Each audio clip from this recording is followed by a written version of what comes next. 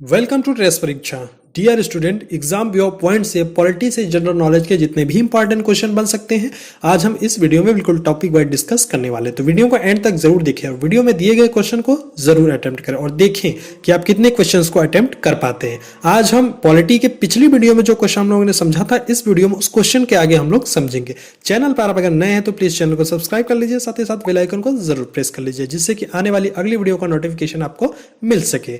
इस वीडियो की PDF file आप हमारे टेलीग्राम ग्रुप को ज्वाइन कर बिल्कुल फ्री ऑफ कॉस्ट डाउनलोड कर सकते हैं। टेलीग्राम का लिंक इस वीडियो के डिस्क्रिप्शन में दे दिया गया है, तो आप वहां जाकर डाउनलोड कर सकते हैं। और लास्ट में आप लोग के लिए क्वेश्चन भी रहेगा, उस क्वेश्चन का आंसर आप लोग को कमेंट सेक्शन में जरूर देना है। उस क्वेश्चन के बारे में आप लोग को जितना ज्यादा से ज्यादा पता हो आप लोग लिखा करो, क्योंकि जो आप लोग लिखते हो उससे आप लोगों की मेमोरी पावर स्ट्रांग होती है। ठीक है, वो लॉन्ग टाइम तक आपके मेमोरी में मेमोराइज रहती है। तो चलिए अब बढ़ते हैं क्वेश्चन की तरफ।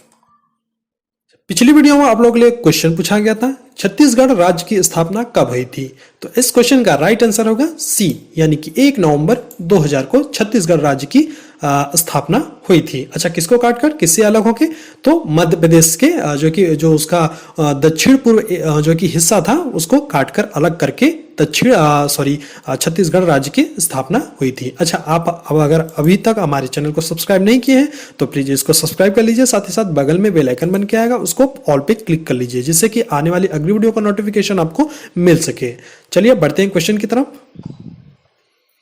पहला क्वेश्चन है, एक नया राज्य बनाने में संवैधानिक संशोधन के लिए किस प्रकार का बहुमत चाहिए?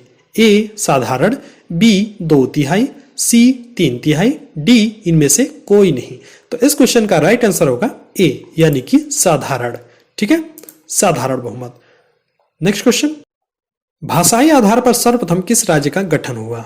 ए गुजरात, बी ओडिशा, सी आंध्र प्रदेश, डी मध्य प्रदेश। तो इस क्वेश्चन का राइट आंसर होगा सी, यानी कि आंध्र प्रदेश। ठीक है, आंध्र प्रदेश राज्य का गठन भाषाई आधार पर सबसे पहले हुआ था।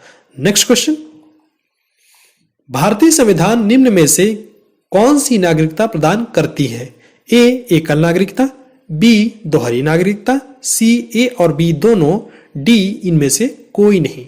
तो इस क्वेश्चन का राइट आंसर होगा ए, यानी कि एकल नागरिकता। ठीक है, हमारा भारतीय संविधान हमारे नागरिकों को एकल नागरिकता प्रदान करती है, यानी कि हम भारत के नागरिक हैं। ठीक है, हम राज्य के नागरिक नहीं हैं, हम पूरे भारत के, अपने पूरे भारत के नागरिक हैं। ठीक है, लेकिन यही यूएसए में जो कि अमेरिका का अलग जो कि नागरिकता होता है और वहाँ अमेरिका के राज्य में जो है वहाँ का अलग नागरिकता होता है। लेकिन हमारे देश में, हमारे इंडिया में सिर्फ भारत का नागरिकता होता है। ठीक है, भारत का नागरिकता होता है।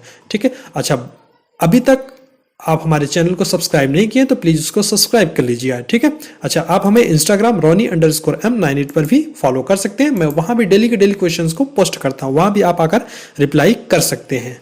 नेक्स्ट क्वेश्चन, निम्न में से किस अनुच्छेद में समता के अधिकार का प्रावधान है?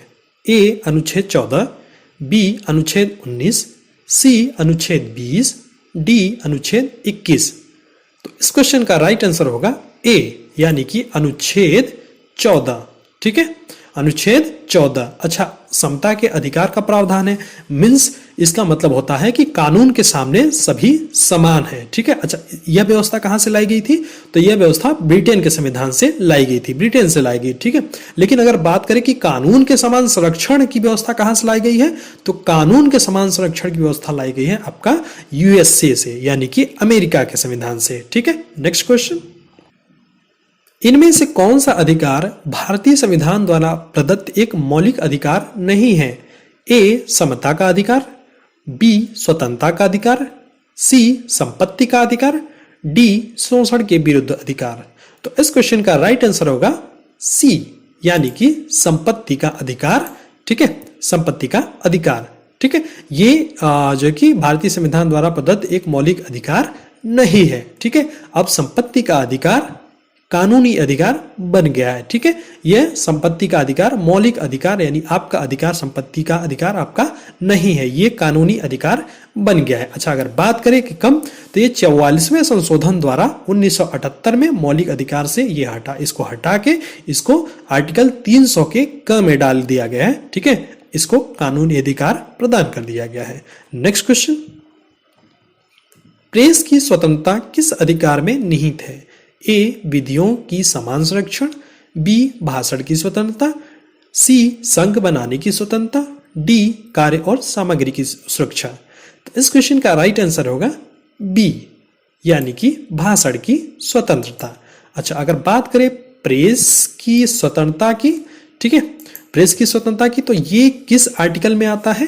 तो प्रेस की स्वतंत्रता जो कि हमें भारतीय संविधान द्वारा कितने मूल अधिकार प्राप्त किए गए हैं, तो जो कि टोटल यानी कि 12 से 35 तक मूल अधिकार प्रदान किए गए हैं, ठीक है, संविधान में हमारे। तो प्रेस की स्वतंत्रता किस में आती है? तो ये आर्टिकल 19 के फर्स्ट में आती है, प्रेस की स्वतंत्रता, ठीक है, यानी कि भाषण की स्वतंत्रता। अच्छा, इसमें और बात करें तो ये अभिव्यक्ति की स्वतंत्रता, ठीक है, जो कि बोलने की स्वतंत्रता, जो कि भाषण देने की स्वतंत्रता है, ठीक है, और इसी के तहत आर्टिकल 19(1) के तहत जो कि झंडा फहराने की स्वतंत्रता है आपको, और किसी के विरोध में आपको पुतला फूंकने की स्वतंत्रता है, और इसी में आ जाता है आपका आरटीआई यानी कि राइट टू इंफॉर्मेशन की स्वतंत्रता है, और इसी में आपका प्रेस की स्वतंत्रता है, ठीक है। नेक्स्ट क्वेश्चन, मूल अधिकारों से संबंधित विवाद निम्नलिखित में से कौन सा है? ए.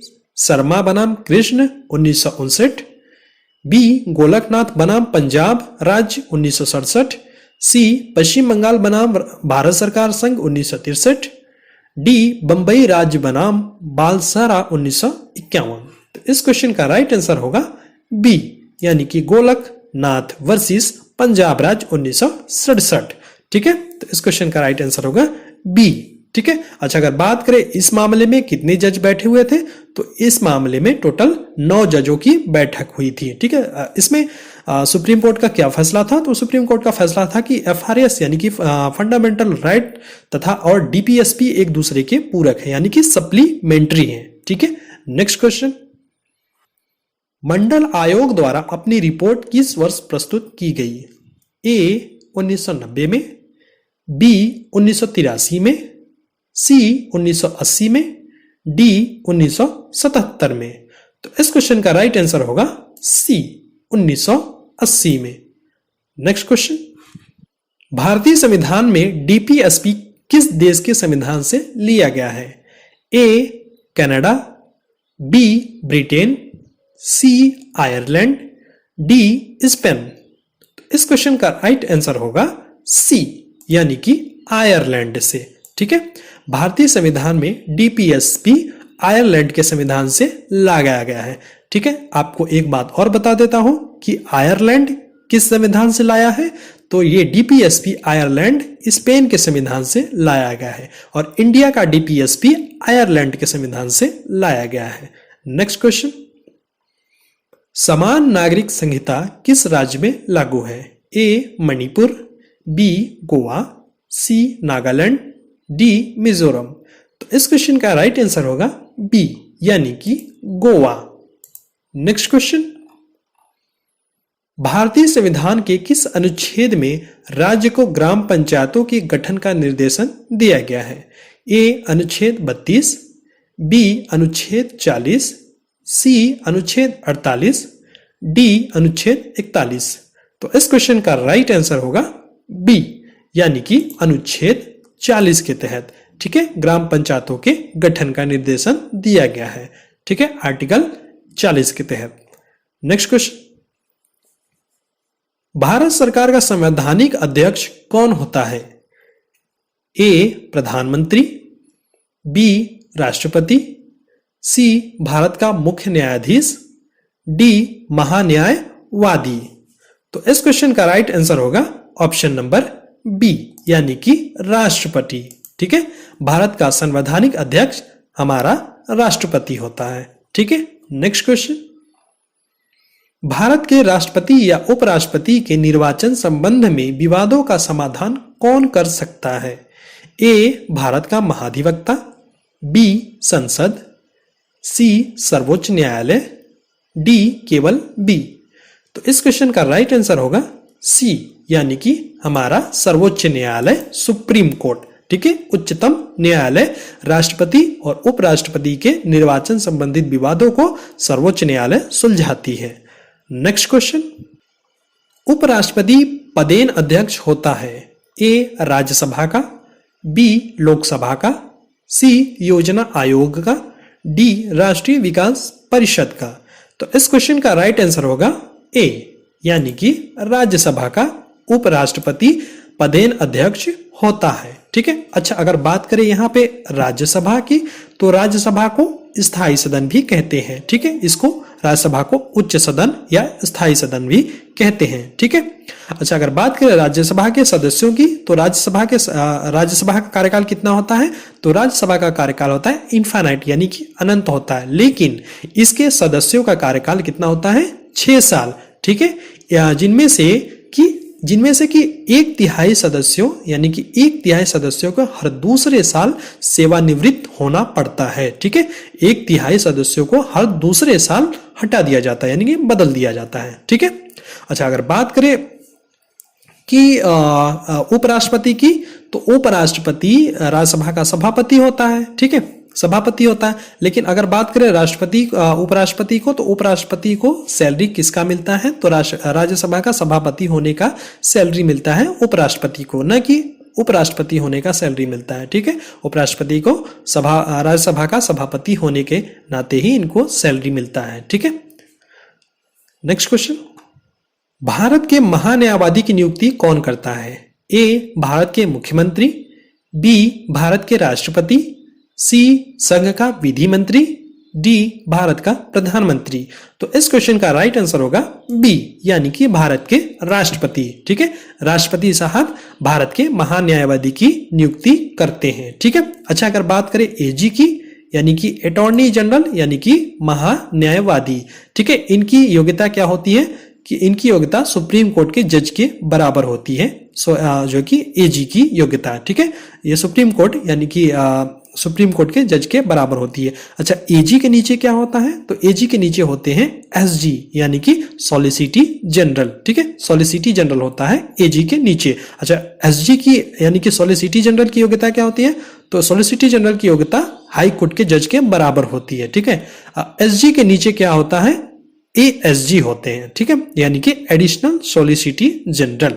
ठीक है, एजी होते हैं, फिर एसजी होते हैं, फिर एएसजी होते हैं, यानी कि एएसजी, यानी कि एडिशनल सॉलिसिटी जनरल। अच्छा, अगर बात करें महान्यायवादी की, तो महान्यायवादी केंद्र सरकार का प्रथम विधि अधिकारी होता है।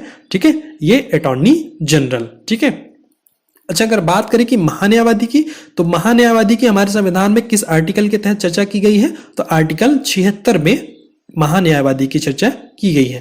अच्छा, महान्यायवादी होता है यहाँ पे सेंट्रल में महान्यायवादी होते हैं, और जो है कि यहाँ पे एजी होते हैं, और एक होता है स्टेट में भी एजी होते हैं, वो होते हैं एडवोकेट जनरल। ठीक है, एडवोकेट जनरल। जिस प्रकार यहाँ पे एजी की सारी चीजें योग्यताएं हैं, हर चीज है, उसी तरह सेम होता है एजी, यानी कि स्टेट पे एडवोकेट जनरल। ठीक है। अच्छा, एडवोकेट जनरल की चर्चा किसमें है? तो एडवोकेट जनरल की चर्चा है आर्टिकल 165 में। ठीक है, ये दोनों सेम है, एजी सेम, सेंट्रल का स्टेट का दोनों सेम होते हैं। ठीक है, कि राष्ट्रपति का अध्यादेश कितनी अवधि के लिए लागू रहता है? आपके सामने ये विकल्प दिए गए हैं, 4 विकल्प दिए गए हैं, इसमें से राइट आंसर कौन होगा आप हमें कमेंट सेक्शन में जरूर बताएं। आपको मैं फिर से बोलता हूं कि इस क्वेश्चन के बारे में जितना ज्यादा से ज्यादा आप लोग को पता हो, आप लोग लिखा करो, क्योंकि जो आप लोग लिखते हो सारे क्वेश्चन के बारे में, उससे आप लोगों की माइंड पावर स्ट्रांग होती है। ठीक है, वो याददाश्त शक्ति स्ट्रांग होती है। ठीक है। अच्छा, इस वीडियो की पीडीएफ फाइल आप हमारे टेलीग्राम को ट्रेस परीक्षा को ज्वाइन कर लीजिए, वहां पे आपको बिल्कुल फ्री ऑफ कॉस्ट डाउनलोड कर सकते हैं। ठीक है। अच्छा, अभी तक अगर आप हमें इंस्टाग्राम पर भी फॉलो कर सकते हैं। ठीक है, Roni_M98 पर भी फॉलो कर सकते हैं इंस्टाग्राम पे, वहां भी मैं डेली के डेली क्वेश्चन को पोस्ट करता हूं, वहां भी आकर आप लोग रिप्लाई कर सकते हैं। ठीक है, अभी तक आप हमारे यूट्यूब चैनल ट्रेस परीक्षा को सब्सक्राइब नहीं किए हैं तो प्लीज उसको सब्सक्राइब कर लीजिए, साथ ही साथ बगल में एक बेल आइकन के आएगा, उसको ऑल पे क्लिक कर लीजिए। ठीक है।